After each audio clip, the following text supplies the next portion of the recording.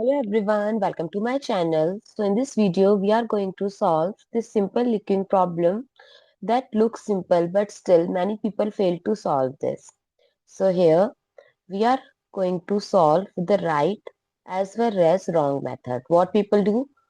3 plus 3 times 3 by 3. They cancel out the 3 with 3 and 3 plus 3. They write 6, which is the incorrect answer.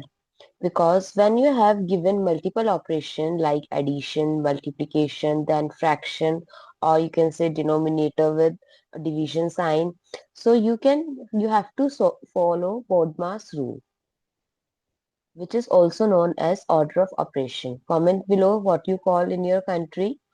So here B stands for bracket. If given, then you have to first solve the bracket, then of, then division, multiplication. Both have same priority, but you have to solve it from left to right.